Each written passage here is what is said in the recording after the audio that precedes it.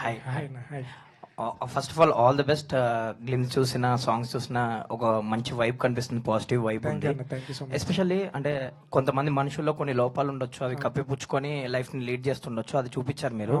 So మీకు పర్టికులర్గా inspiration కానీ మీరు చూసిన వ్యక్తుల నుంచి తీసుకున్న కథ అనుకోవచ్చా? ఇది ఎక్కడి నుంచి ఇన్స్పైర్ అయ్యారు లైక్ ఈ స్టోరీ?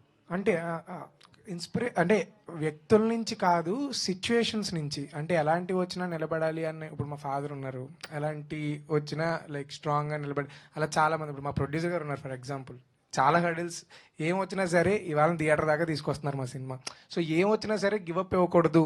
ఇలాంటి సిచ్యువేషన్స్లో నిలబడ్డ పీపుల్ నాకు అఫ్కోర్స్ నేను ఏమంటారు, వాళ్ళ దగ్గర నుంచి ఇన్స్పైర్ అయ్యి తీసుకున్నదే. బట్ మోర్ దెన్ ఎనీథింగ్, ఈ ఇన్సెక్యూరిటీ దీన్ని ఎందుకు డీల్ చేద్దాం అనుకున్నాం అంటే, ఒక రే ఆఫ్ హోప్ అవుతుంది ఈ సినిమా.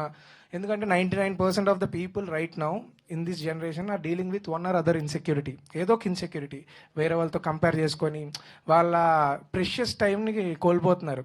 సో అది రిలీజ్ అయ్యే టైంకి చాలా డ్యామేజ్ జరిగిపోతుంది. సో మనం ముందే మన వర్త్ ఏంటని తెలుసుకుంటే, మన అద్దం ముందు నిలబడి అరే మనం బాగున్నాం రా అనుకుంటే చాలు, సగం గొడవలు ఉండవు.